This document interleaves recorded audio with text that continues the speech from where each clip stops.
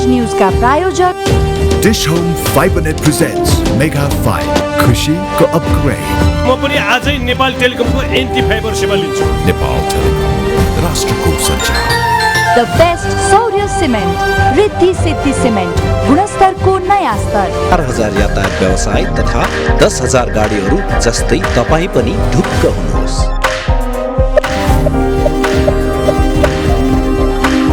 Jagadamba super sign तथा ग्याल्वा plus जस्ता पाता जीवन भरको भरोसा र नयाँ जमानाको ग्लो एन्ड लभली।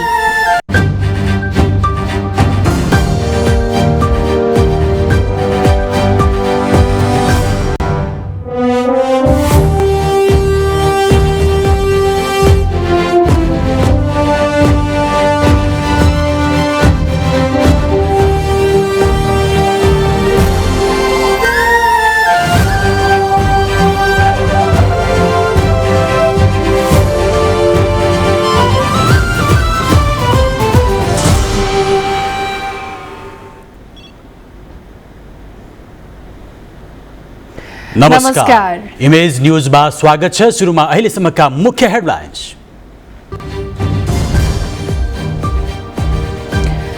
एकीकृत समाजवादीका 2 मन्त्रीले दिए राजीनामा। केही मन्त्रीको राजीनामा गोजीमा बोकेर हिँडेको अध्यक्ष नेपालको दाबी।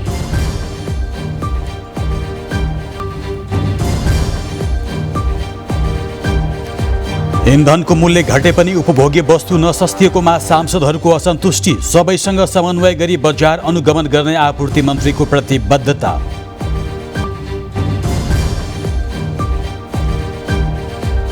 आफ्नो मान्छे न्यायाधीश बनाउने प्रतिस्पर्धाले न्यायालयमा विकृति भित्रिएको कानुन मन्त्री कोइरालाको निचोड।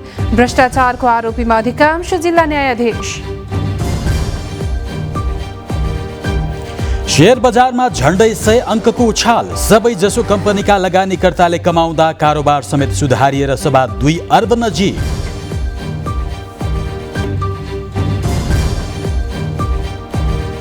रुस युक्रेन युद्ध 5औं महिनामा प्रवेश। युद्धबाट 107 मुलुकका 1 अर्ब 60 लाख जनता प्रभावित। इन्धनको अन्तर्राष्ट्रिय बजार प्रभावी।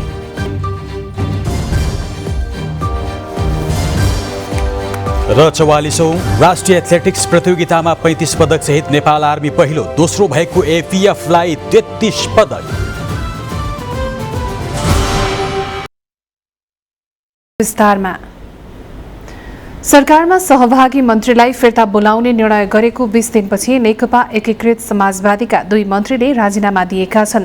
मन्त्रालयमा पत्रकार सम्मेलन गरी संस्कृति पर्यटन तथा नागरिक उड्डयन मन्त्री प्रेमाले र शहरी विकास मन्त्री रामकुमारी झाँक्रीले राजीनामा दिएका हुन्। पत्रकार सम्मेलनमा पर्यटन मन्त्री आलीले आफू मन्त्रालयगत काममा 90% सफल भएको दावी गर्नुभयो। आफूले एक्सन मन्त्रीको उपमा समेत पाएको भन्दै उहाँले यो अवधिमा पार्टीका नेताको दबावका कारण नियुक्तिमा केही नराम्रा मान्छेलाई पनि नियुक्ति दिनु परेको बाध्यता सुनाउनु भयो। शहरी विकास मन्त्री झाँक्रीले पनि मन्त्रालयमा पत्रकार सम्मेलन गर्दै हालसम्म गरेका कामको विवरण सहित राजीनामा दिनुभएको हो। समाजवादीका अन्य मन्त्रीले पनि पार्टी अध्यक्ष माधव नेपाललाई राजीनामा बुझाएको बताएका छन्। यो सँगै मन्त्री परिषद हेरफेरको तयारी भएको छ। समाजवादीले यसअघि टुङ्गो लगाएका व्यक्तिलाई नै मन्त्री बनाउन प्रधानमन्त्री समक्ष सिफारिस गरेको छ। पार्टीले दिएको नाम प्रधानमन्त्री शेरबहादुर देउवाले राष्ट्रपति विद्यादेवी भण्डारी समक्ष पेश गर्नुभएको छ। एकीकृत समाजवादीले स्वास्थ्य मन्त्री विरोध खतिवडा, पर्यटन मन्त्री प्रेम बहादुर आले, शहरी विकास मन्त्री रामकुमारी झाँक्री र श्रम मन्त्री कृष्णकुमार श्रेष्ठलाई फिर्ता बोलाउने निर्णय गरिसकेको छ। अब राज्यमन्त्री रहेको भवानी खापुङलाई स्वास्थ्य तथा जनसङ्ख्या मन्त्री, जीवनराम श्रेष्ठलाई संस्कृति पर्यटन तथा नागरिक उड्डयन, मेटमणि चौधरीलाई शहरी विकास र शेरबहादुर कुँवरलाई श्रम रोजगार तथा सामाजिक सुरक्षा मन्त्री बनाइने भएको छ। त्यस्तै स्वास्थ्य राज्यमन्त्रीमा हिरा केसीलाई बनाउने नेकपा एसले निर्णय गरेको छ।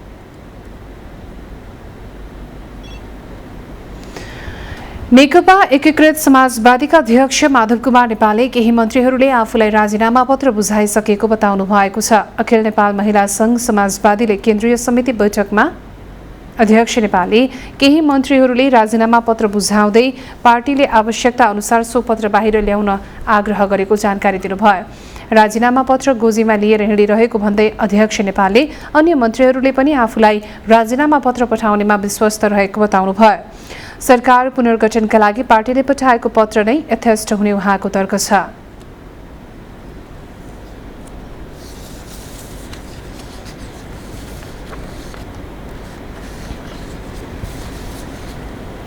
मन्त्रीहरूले राजीनामा पत्र मलाई दिनुभएको छ। पार्टीले जुन बेला बाहिर ल्याउने हो त्यो राजीनामा पत्र ल्याइदियोस् भन्नुभएको छ। त्यो म गोजीमा लिएर हिँडिरहेको छु। कुनै बेला पनि त्यो राजीनामा पत्र बाहिर प्रेसमा पठाएर त्यसलाई म सार्वजनिक पनि गर्नेछु। त्यसै गरी अरू मन्त्रीहरूले पनि त्यस्तै ढङ्गले राजीनामा पत्र पठाउनुहुनेछ। राजीनामा पत्र नै चाहिँदैन, पुनर्गठन गर्नका लागि हामीले पठाएको पत्र नै पर्याप्त छ। त्यस आधारमा यो सरकारले तुरुन्तै त्यो निर्णय लागू गर्ने कुरामा लागोस्। अध्यक्ष नेपालले आगामी निर्वाचनमा गठबन्धन नभए पनि सबै निर्वाचन क्षेत्रमा उम्मेदवारी दिने गरी तयार रहन नेता कार्यकर्तालाई निर्देशन दिनुभयो। सरकार कायम रहन्छ। केही समस्या छन् भने पनि जुझ्ने पनि सङ्घर्ष र एकता, गलत कुराका बिचमा सङ्घर्ष, सही कुराको निम्ति एकता भनेको निशर्त हुँदैन।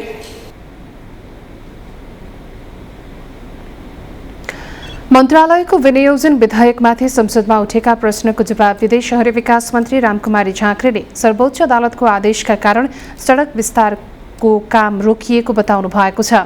राष्ट्रिय सभाको बैठकमा विनियोजन विधेयक 2079 अन्तर्गत सांसदले उठाएका प्रश्नको जवाब दिँदै मन्त्री झाँक्रीले शहरभित्र र बाहिरको लागि छुट्टा छुट्टै योजना बनाएर सडक विस्तारको काम गर्नुपर्ने बताउनुभयो। मन्त्री झाँक्रीले सबै मन्त्रालयसँग छलफल गरेर शहरभित्र र बाहिरको सडक विस्तारको योजना मन्त्रालयले बनाएको जानकारी दिनुभयो। अर्बन प्लान र भ्याली बाहिर पनि यसै गरी इन्टिग्रेटेड नेपालको विभिन्न सेक्टरको प्लानिङ गरेर सबै मन्त्रालयहरूसँग समन्वय गरेर कहाँ बस्ती विकास गर्ने, कहाँ इकोनोमिक जोनिङहरू बनाउने, कहाँ फाइनेन्सियल हब बनाउने भन्ने कुराको एउटा इन्टिग्रेटेड प्लान गर्नुपर्छ। तपाईँको 1 इन्च जग्गा दायाँ गरेर हामीले कानुन त संविधान त हामी सडकलाई विस्तार गर्ने अथवा सडकको सौन्दर्यीकरण गर्ने अथवा प्लानिङ गर्ने अवस्थामा छैनौँ।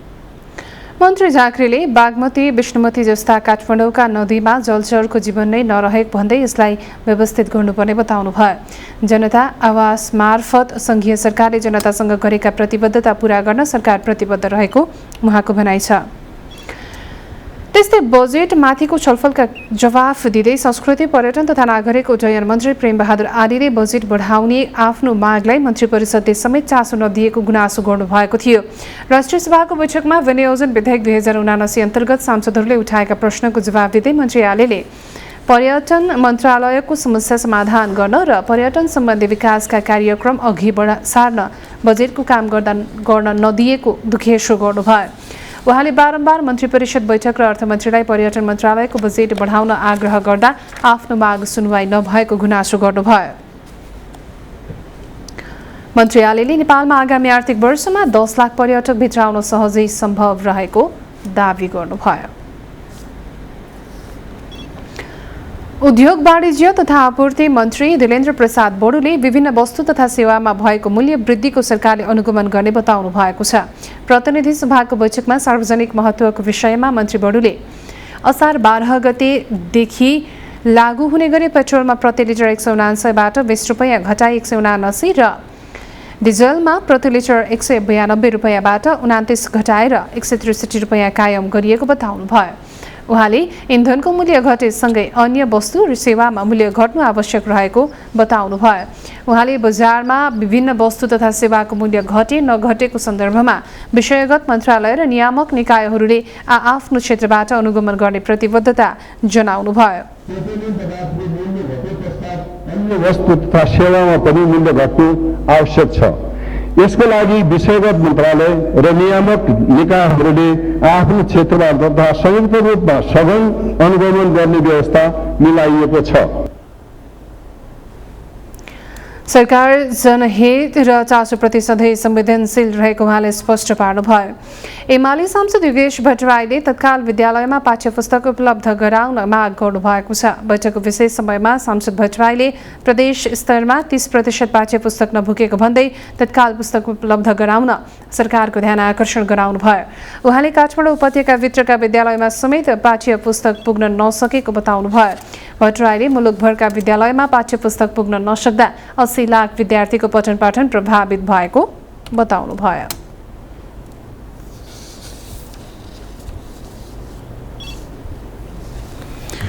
कानून न्याय तथा संसदीय मामिला मन्त्री गोविन्द प्रसाद शर्मा कोइरालाले न्यायालयमा विकृति र विसङ्गतिको सुरुवात न्यायाधीश नियुक्तिबाट भइरहेको दावी गर्नुभएको छ। आज राष्ट्रिय सभाको बैठकमा विनियोजन विधेयक 2079 अन्तर्गत सांसदले उठाएका प्रश्नको जवाब दिँदै मन्त्री शर्माले यस्तो बताउनु भएको हो। उहाँले न्यायाधीश नियुक्ति गर्दा योग्यता, क्षमता, निष्पक्षता, नियुक्ति गरिएको व्यक्तिले गर्दै आएको कार्य सम्पादनलाई नहेरी आफ्नो मान्छे नियुक्त गर्नाले न्यायपालिकामा समस्या भइरहेको बताउनुभयो। मन्त्री शर्माले न्याय परिषदले अहिले न्यायाधीश नियुक्ति सम्बन्धी निर्देशिका तयार गरेको र निर्देशिकाको मस्यौदामा छलफल भइरहेको जानकारी दिनुभयो। उहाँले यो हप्ता नै निर्देशिकाको अन्तिम रूप दिई राजपत्रमा प्रकाशन गर्ने र त्यसको आधारमा नै निष्पक्ष प्रक्रियाबाट न्यायाधीशहरूको नियुक्ति हुने स्पष्ट पार्नुभयो। मन्त्री शर्माले सशस्त्र द्वन्द्वको क्रममा भएका बेपत्ता, हत्या लगायतका तमाम मानवाधिकार उल्लङ्घनका घटनालाई सम्बोधन गर्ने कुरामा मन्त्रालय योजना बनाएर नै अघि बढिरहेको जानकारी दिनुभयो। उहाँले यस सम्बन्धी प्रक्रियालाई टुङ्ग्याउन 7वटै प्रदेशमा छलफल भइरहेको र अब केन्द्रीय रूपमा काठमाडौँमा छलफल गरेपछि कानुन संशोधनको प्रक्रिया अघि बढ्ने बताउनुभयो। निर्देशिका तयार गरेको छ, निर्देशिकाको मस्यौदामा छलफल भइरहेको छ र यो हप्ता नै त्यो निर्देशिकाको अन्तिम भएर हामी त्यसलाई चाहिँ के छ भन्दाखेरि राजपत्रमा प्रकाशित गरेर त्यसकै आधारमा एउटा निष्पक्ष प्रक्रियाबाट को नियुक्ति हुँदैछन् भन्ने कुरा आम सार्वजनिक सूचना प्रकाशित गरेर ती व्यक्तिको बारेमा पब्लिक अडिट गरेर न्यायाधीशहरूको नियुक्ति गरिनेछ भने न्यायपालिकामा भइरहेका व्यथिति र विसङ्गति विरुद्धमा परेका उजुरीहरूलाई हामीले फर्स्याउने क्रम र केही कारबाहीहरू अगाडि बढाएको बेहोरा पनि म यहाँ निवेदन गर्न चाहन्छु। मन्त्री शर्माले सशस्त्र द्वन्द्वको क्रममा भएका बेपत्ता, हत्या लगायतका तमाम मानवाधिकार उल्लङ्घनका घटनाहरूलाई सम्बोधन गर्न सरकार प्रतिबद्ध रहेको बताउनुभयो।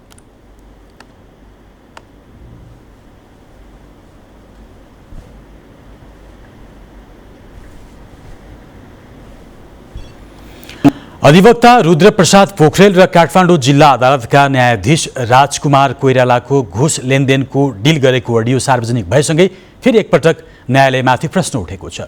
सर्वोच्च अदालतले पीडितलाई नै सजाय सुनाउनेदेखि सरकारी जग्गा नै व्यक्तिको नाममा फैसला गर्ने जिल्ला न्यायाधीशहरूमाथि छानबिन गरिरहेको छ। एकपछि अर्को प्रकरणले जिल्ला अदालत घुस लेनदेनको मुख्य अखडा हो कि भन्ने प्रश्न समेत उब्जिन थालेको छ।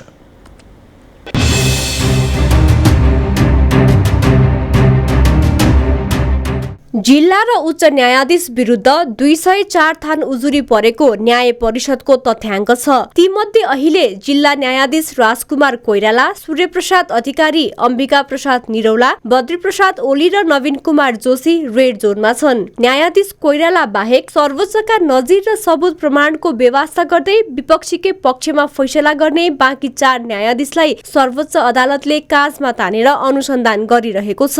यो संख्याले पनि न्यायालयमा भ्रष्टाचार व्याप्त रहेको पुष्टि गरेको छ। व्यवसायी इच्छाराज तामाङलाई थरौटीमा रिहा गर्न जिल्ला न्यायाधीश राजकुमार कोइराला र अधिवक्ता पोखरेल बीच 10 करोडको डिल भएको अडियो सार्वजनिक भयो। तर न्यायाधीश कोइरालाले उक्त अडियोमा भएको डिल अनुसार फैसला भने गरेनन्। थरौटीमा रिहा गर्नुको सट्टा ठगी आरोप लागेका तामाङलाई पूर्वपक्षका लागि थुनामा पठाउने आदेश गरे। घुस लेनदेनको अडियो सार्वजनिक भएपछि न्याय परिषदले कोइरालालाई कार्य सम्पादनमा रोक लगाएको छ। विवादास्पद फैसला गरेर सर्वोच्च झिकाइएका न्यायाधीशहरूले सर्वोच्चका नजिर मात्र होइन कानून भन्दा बाहिर गएर फैसला गरेको देखिन्छ। अछाम जिल्ला अदालतका न्यायाधीश नवीन कुमार जोशी बलात्कार पीडितलाई नै सजाय सुनाउने विवादित फैसला गरेर सर्वोच्चमा तानिएका हुन्। निष्क्रिय भइसकेको अध्यादेशमा टेकेर दबाव र प्रलोभनमा परेर बयान फेर्न बाध्य पीडितलाई नै 3.5 वर्ष कैद र पीडकलाई उन्मुक्ति दिने फैसला गरेका थिए। न्यायाधीश जोशीमाथि पीडितलाई सजाय गर्ने हुँदै नभएको कानुन प्रयोग गरेर फैसला गरेको भन्दै छानबिन भइरहेको छ। यस्तै चर्चित घटना हिट एन्ड रन केसमा बदनियत राखेर फैसला गरेका काठमाडौँ जिल्ला अदालतका न्यायाधीश सूर्यप्रसाद अधिकारी पनि विवादमा तानिएका अर्का न्यायाधीश हुन्। न्यायाधीश अधिकारीले बुढानीलकण्ठमा मदिरा सेवन गरेर गाडी चलाएर भएको दुर्घटनामा महिलाको मृत्यु हुँदा समेत जम्मा 6 महिना कैद गर्ने फैसला सुनाएर विवादमा मुछिएका थिए। सवारी ज्यान कसुरमा 10 वर्ष कैद सजाय माग गर्दै दायर भएको मुद्दामा न्यायाधीश अधिकारीले 6 महिना मात्रै कैद सजाय हुने फैसला गरेपछि सर्वोच्चले प्रलोभनमा परि फैसला गरेको हुन सक्ने आशंका गरी सर्वोच्च तानेर छानबिन गरिरहेको छ। जिल्ला न्यायाधीश अम्बिका प्रसाद निरौला पनि हाल काजमा सर्वोच्चमा छन्। न्यायाधीश निरौलाले पर्याप्त कानुन हुँदाहुँदै पनि भ्याली कोल्ड स्टोरका सञ्चालक बाबुराज रावलका अपहरणकारी दुर्गा बहादुर बुढाथोकीलाई उन्मुक्ति दिने फैसला गरेका थिए। न्यायाधीश निरौलाले अभियुक्त नेपाली नागरिक नै नभएको र प्रहरीले दावी गरेको घटनामा आरोपी भनिएका व्यक्तिको संलग्नता नभएको दावी गर्दै आरोपीलाई नै उन्मुक्ति दिने फैसला सुनाएका थिए। पटक पटक विवादित बनेका अर्का न्यायाधीश हुन् बद्री प्रसाद ओली। जबरजस्ती करणी, ठगी र शरीर बन्धक तथा अपहरणको कसुरमा सफाई दिने जिल्ला न्यायाधीश ओलीले पछिल्लो पटक महाराजगञ्ज स्थित 6 रोपनी सरकारी जग्गा व्यक्तिको नाममा हुने फैसला गरेपछि उनीमाथि पनि छानबिन भइरहेको छ। पछिल्लो अडियो प्रकरणले न्याय लेनदेन प्रकरणबाट कति प्रताडित छ भन्ने प्रश्न हुन्छ। इमेज न्यूजका लागि मीरा बस्नेत, काठमाडौँ। सभामुख अग्निप्रसाद सापकोटाले राजनीतिक दलहरूले जनताले खोज्ने परिवर्तनको संकेत बुझ्न आवश्यक रहेको बताउनु भएको छ। संघीय मामिला पत्रकार समाजले तयार पारेको संसदीय समिति अभ्यास पहिलो संसददेखि संघीय संसदसम्म नामक पुस्तकको काठमाडौँमा लोकार्पण गर्दै सभामुख सापकोटाले समय समयमा आफूले खोजेको परिवर्तन जनताले संकेत गर्ने गरेको भन्दै त्यसलाई बुझेर अघि बढ्न आवश्यक रहेको बताउनुभयो। वर्तमान शासकीय व्यवस्थामा केही कमजोरी भए पनि सुधार गर्दै जानुपर्ने आवश्यकता रहेको उल्लेख गर्दै सभामुख सापकोटाले लोकतन्त्र बलियो बनाउन आनी बानी पनि लोकतान्त्रिक हुनुपर्ने धारणा राख्नुभयो। लोकतन्त्र भनेपछि मलाई अहिले पछिल्लो चरणमा सबैभन्दा मनपर्ने लोकतन्त्रको परिभाषा त्यो जोन दुबे हामीले भन्नुभएको छ। लोकतन्त्र हाम्रो दैनिक जीवनमा सुनिने र देखिने गरी स्वतः स्फूर्त रूपमा झल्किनुपर्छ। हाम्रो आनी बानी नै लोकतान्त्रिक हुनुपर्छ। सभामुख सापकोटाले नागरिकता विधेयक पास नहुँदा नागरिकताबाट वञ्चित युवाहरूले आफूहरूलाई भेटेर पीडा राखेको बताउँदै संसदको यही कार्यकालमा सो विधेयक पास गर्न प्रधानमन्त्रीदेखि विभिन्न पक्षसँग छलफल अघि बढाएको जानकारी दिनुभयो। सभामुख सापकोटाले सुशासन कायम र भ्रष्टाचार नियन्त्रण गर्ने बाहेक आफ्नो कुनै स्वार्थ नभएको दावी गर्दै आफ्नो आनी बानी, आचरण, देशभक्ति, सदाचारको सन्देश दिन अग्रसर भएको जिकिर गर्नुभयो। गृहमन्त्री बालकृष्ण खाँडले नेपालमा लागू पदार्थ दुर्व्यसन चुनौतीको रूपमा अघि बढेको बताउनु भएको छ। आज काठमाडौँमा भएको लागू औषध दुरुपयोग तथा अवैध ओसार पसार विरुद्धको दिवसका अवसरमा आयोजित कार्यक्रममा गृहमन्त्री खाँडले लागू औषधको गम्भीर असर युवा पुस्तामा परेको बताउनुभयो। उहाँले युवा पुस्तालाई दुर्व्यसनबाट कसरी बचाउने भन्नेमा सबैको समान दायित्व रहेको स्पष्ट गर्नुभयो। युवा पुस्ताको भविष्य सुन्दर बनाउन सरकारले आगामी दिनमा जनचेतनाका साथै पाठ्य पुस्तकमा समेत यो विषय समावेश गराउने प्रतिबद्धता जनाउनुभयो। गृहमन्त्री खाँडले समाजमा हुने विभिन्न आपराधिक गतिविधि मध्येमा लागू पदार्थसँग सम्बन्धित अपराध झण्डै 8% पुगेको र यसका दोषी 6000 बढी बन्दी जेलमा रहेको उल्लेख गर्नुभयो। श्रम रोजगार तथा सामाजिक सुरक्षा मन्त्री कृष्ण कुमार श्रेष्ठले पछिल्लो समय वैदेशिक रोजगारीमा जाने श्रमिकको संख्या बढिरहेको बताउनु भएको छ। आज राष्ट्रिय सभाको बैठकमा विनियोजन विधेयक 2079 अन्तर्गत सांसदहरूले उठाएका प्रश्नको जवाब दिँदै मन्त्री श्रेष्ठले पछिल्लो समय वैदेशिक रोजगारीमा जाने श्रमिकको संख्या बढिरहेको बताउनुभयो। उहाँले कोरोना संक्रमणपछि पुरानै लयमा कामदार पठाउने मुलुकमा नेपाल अग्रस्थानमा रहेको जानकारी दिनुभयो। देशमा ठूलो संख्यामा विप्रेषणमा आश्रित परिवार रहेको र मुलुकको वैदेशिक मुद्रा आर्जनको प्रमुख स्रोत वैदेशिक रोजगारी भएको भन्दै यसले विप्रेषण आप्रवाहमा वृद्धि हुने अपेक्षा गर्न सकिने उहाँको भनाइ छ। मन्त्री श्रेष्ठले जेठ मसान्तसम्म मन्त्रालयमा आएका 17347 वैदेशिक समस्यालाई समाधान गरिएको पनि जानकारी दिनुभयो। रोजगारीमा श्रमिक पठाउने मुलुकहरूमध्ये महामारीपछि पुरानै लयमा फर्केको देशमा नेपाल अग्र स्थानमा छ। ठुलो सङ्ख्यामा विप्रेषणमा आश्रित परिवार रहेको र मुलुकको वैदेशिक मुद्रा आर्जनको प्रमुख स्रोत वैदेशिक रोजगारी भएको कारणले विप्रेषण अप्रवाहमा वृद्धि हुने अपेक्षा गर्न सकिन्छ।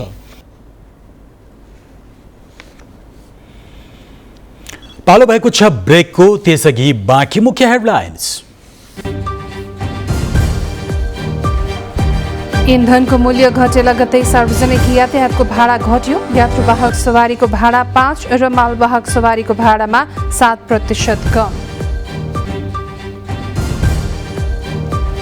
महिला हिंसा घटना चाक्ली बढ्यो। मुलुकभर 2818वटा घटना प्रहरीमा दर्ता। सर्वाधिक घटना प्रदेश 1 कम कर्णालीमा। र देशको अर्थतन्त्र नयाँ पुस्ताका लागि जटिल मोडमा पुगेको, उद्योग व्यवसायीको ठहर। अब निर्यातमुखी अर्थव्यवस्था निर्विकल्प।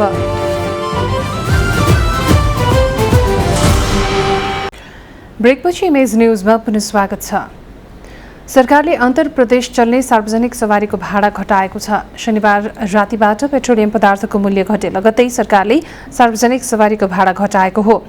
यात्रुवाहक सवारीको भाडा 5.41%, पहाडी बाटोमा चल्ने मालवाहक सवारीको 6.97% र तराईको बाटोमा चल्ने मालवाहक सवारीको भाडा 7.68%ले घटेको छ। सरकारले शनिबार पेट्रोलको मूल्यमा प्रति लिटर 20 रुपैयाँ र डिजेलमा 29 रुपैयाँ मूल्य घटाएको थियो। यातायात व्यवस्था विभागले स्वचालित प्रणाली अनुसार भाडा घटाएको हो। नेपाली समाजमा चेतना स्तर वृद्धि हुँदा धेरै विषयमा सामाजिक सुधार आएको अवस्थामा महिला हिंसाले भने डरलाग्दो रूप धारण गरेको छ। अझ अपराधमा आफ्नै नाता र शुभचिन्तकको संलग्नताले स्थितिलाई थप संवेदनशील बनाएको छ। महिला हिंसामा पनि जबरजस्ती करणी घटना प्रकोपका रूपमा देखिन्छ। नेपालमा प्रत्येक दिन औसत 6 जना बलात्कृत हुने गरेको पाइएको छ।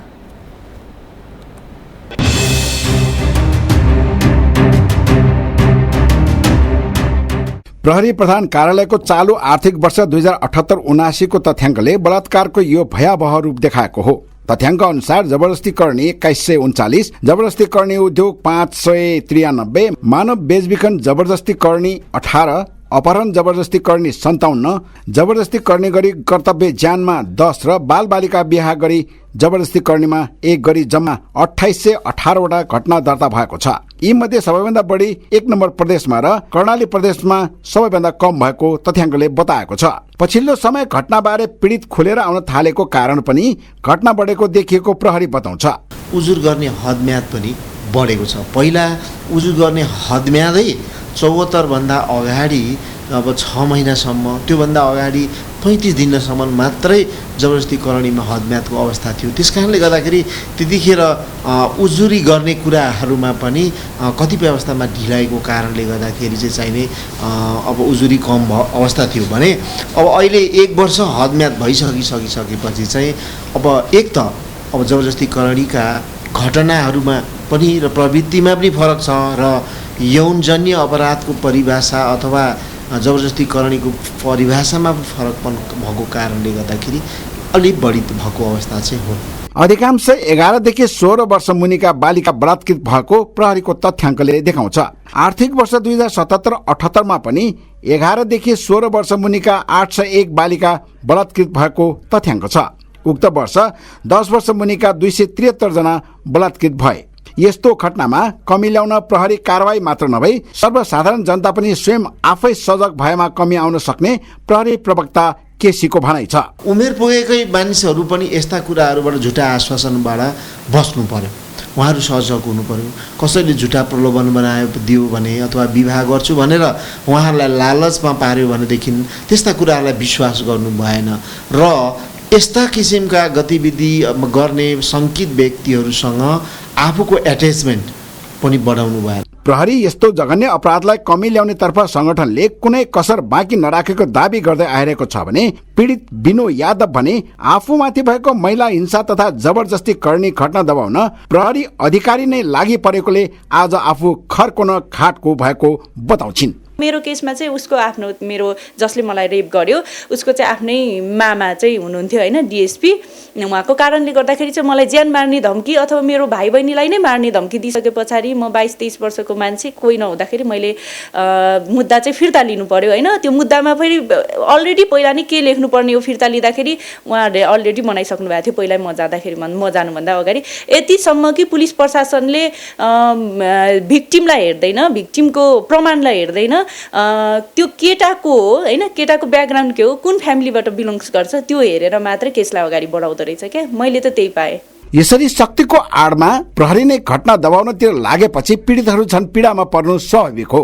न्यायको लागि प्रहरी प्रशासनमा पुग्दा समेत शक्तिको आडमा पीडितको जाहेरी दर्ता नहुने हुँदा कतिपय पीडितले आत्महत्यासम्म गर्न बाध्य भएका छन् भने महिला हिंसा तथा जबरजस्ती गर्नेका पीडित बिनु यादवले त अदालतको इजलास भित्रै न्यायाधीश अगाडि नै विष खाएर आत्महत्याको कोसिस गरेकी थिइन्। कतिपय घटनालाई शक्तिको आडमा पीडितलाई डर त्रास देखाउने गर्दा पीडितले घटना बाहिर ल्याउन नसकेको प्रहरी अधिकारीहरूको बुझाइ छ। पछिल्लो समय महिला हिंसाको हदम्याद कानूनलाई बढाउनु पर्ने दबाव बढ्नु पछाडिको रहस्य पनि यही हो। इमेज न्यूजका लागि क्यामेरा पर्सन राजेन्द्र नापितका साथ दीपक श्रेष्ठ, काठमाडौँ। संघीय संसदले लोकसेवा आयोग सम्बन्धी विधेयक पारित गरेको छ। 2076 भदौ 25 गते प्रतिनिधि सभामा पेश भएको यो विधेयक 2077 असार 9 मै पारित भएको थियो। प्रतिनिधि सभाबाट पारित भएर गएको यो विधेयकलाई राष्ट्रिय सभाले 2078 भदौ 28 मा पारित गरेको थियो। आज प्रतिनिधि सभाले राष्ट्रिय सभाले संशोधनसहित पारित गरेको विधेयकलाई स्वीकार गरेको हो। काठमाडौँ उपत्यकामा हालसम्म 12 जना बिरामीमा हैजाको पुष्टि भएको छ। एपिडेमियोलोजी तथा रोग नियन्त्रण महाशाखाले हालसम्म 12 जनामा हैजा पुष्टि भएको जनाएको छ। पछिल्लो समय नैकापका बिरामीको आरडीटी परीक्षण पोजिटिभ देखिएको छ भने कल्चरल रिपोर्ट पनि पोजिटिभ देखिएको छ। हैजा आशंका गरिएका पाटनका 1 जना बिरामीको कल्चरल रिपोर्ट आउन बाँकी छ। महाशाखाका अनुसार बागबजार, टेलीबजार, सानेपा, बालाजु, कपन र नैकाप क्षेत्रमा हैजा देखिएको छ।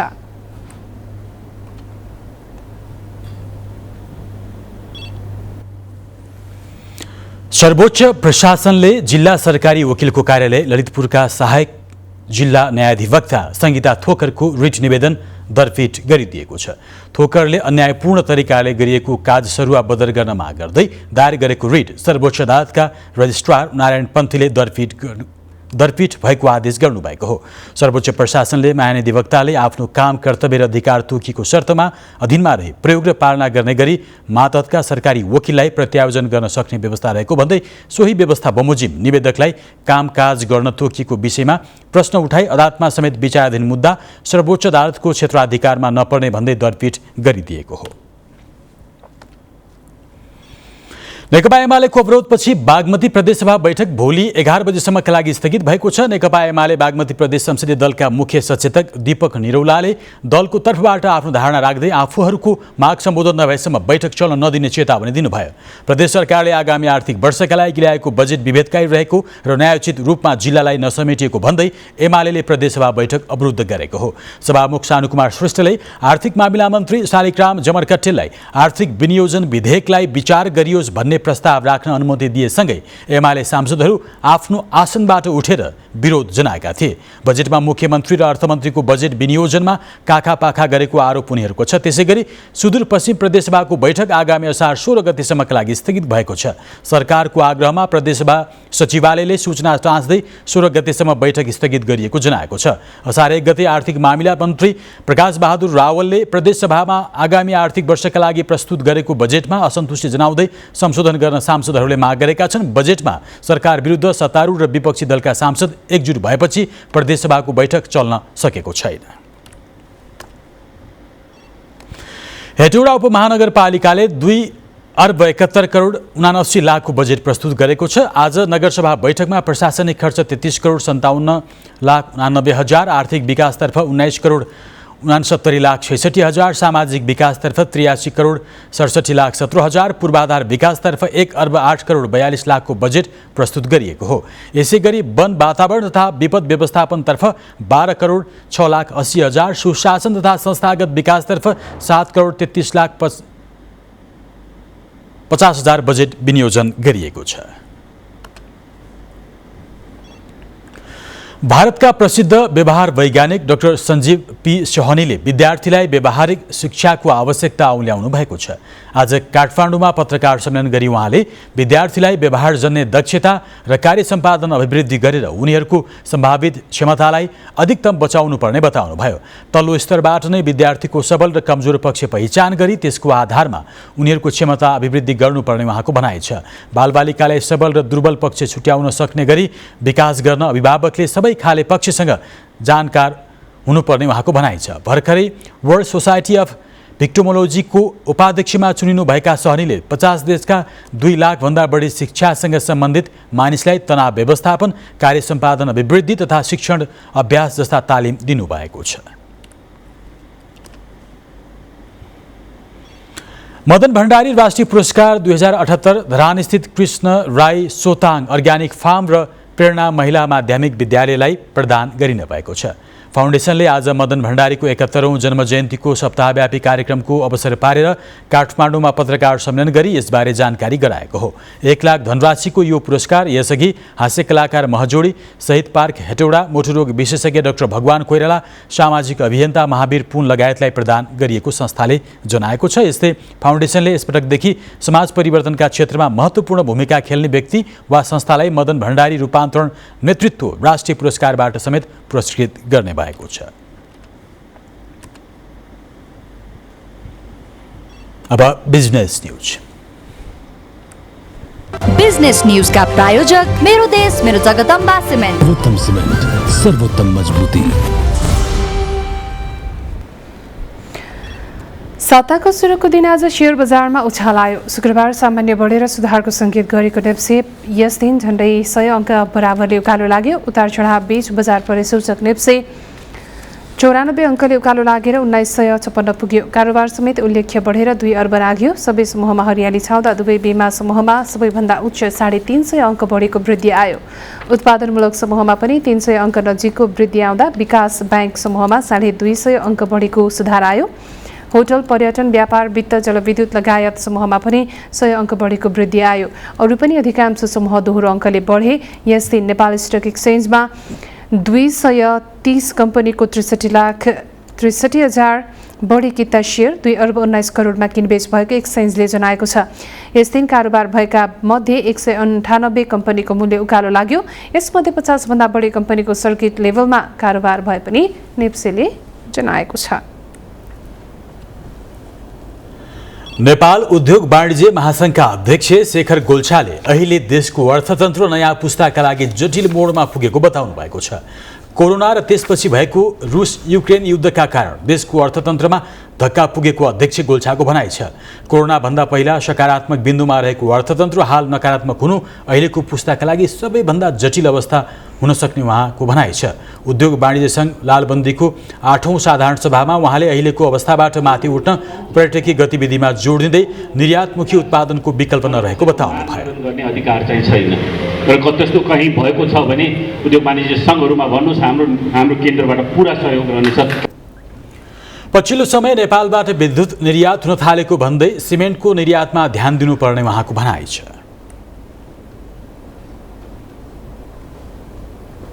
बिजनेस न्यूज का प्रायोजक मेरो देश मेरो जगदम्बा सिमेन्ट। सर्वोत्तम सिमेन्ट, सर्वोत्तम मजबुती। फेरि पनि पालो ब्रेकको, त्यसअघि बाँकी मुख्य हेडलाइन्स। इन्धनमा कटौती गर्ने श्रीलङ्काको तयारी। सार्वजनिक यातायात, अस्पताल र उद्योगलाई प्राथमिकता दिएर अन्यलाई रोक लगाउने।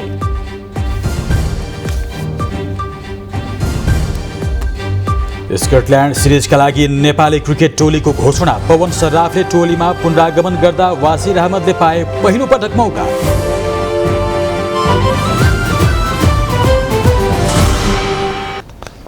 अब स्पोर्ट्स न्यूज।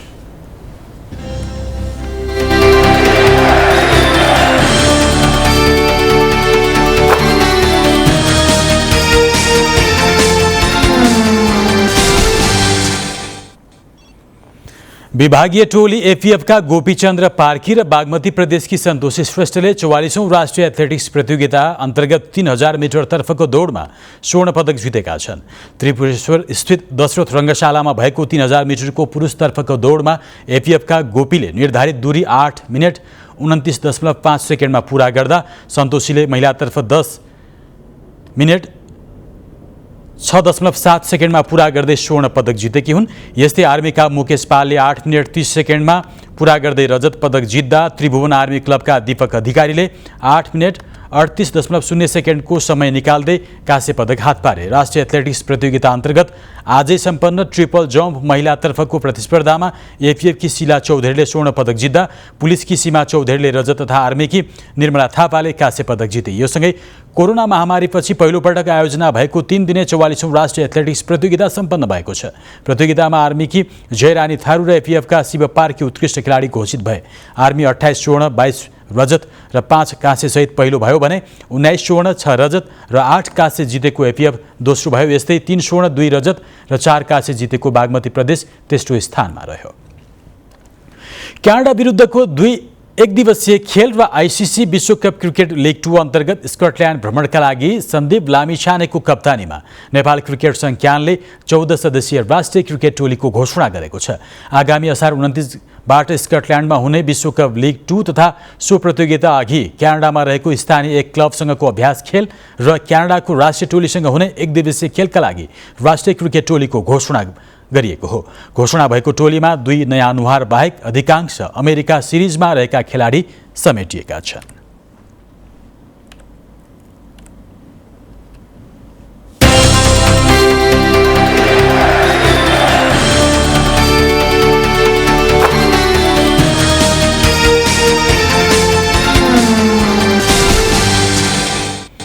अब वेदर अपडेट।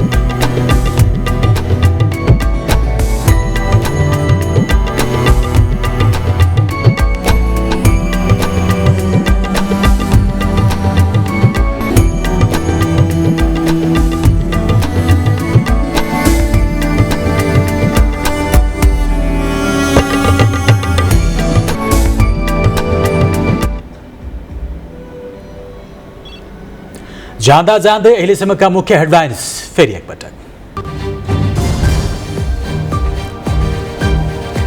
एकीकृत समाजवादीका 2 मन्त्रीले दिए राजीनामा। केही मन्त्रीको राजीनामा गोजीमा बोकेर हिँडेको अध्यक्ष नेपालको दावी।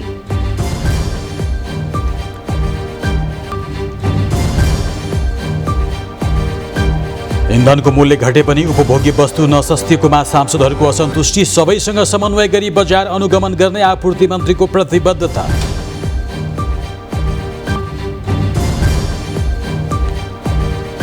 आफ्नो मान्छे न्यायाधीश बनाउने प्रतिस्पर्धाले न्यायालयमा विकृति भित्रिएको कानुन मन्त्री कोइरालाको निचोड। भ्रष्टाचारको आरोपीमा अधिकांश जिल्ला न्यायाधीश।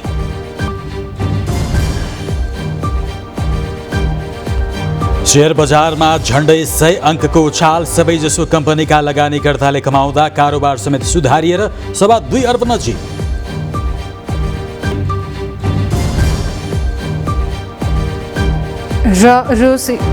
रुस युक्रेन युद्ध 5औं महिनामा प्रवेश। युद्धबाट 107 मुलुकका 1 अर्ब 60 लाख जनता प्रभावित। इन्धनको अन्तर्राष्ट्रिय बजार प्रभावित। र 44औं राष्ट्रिय एथलेटिक्स प्रतियोगितामा 35 पदक सहित नेपाल आर्मी पहिलो, दोस्रो भएको एपीएफलाई 33 पदक।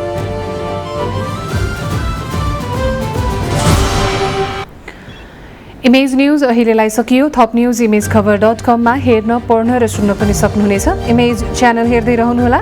नमस्कार।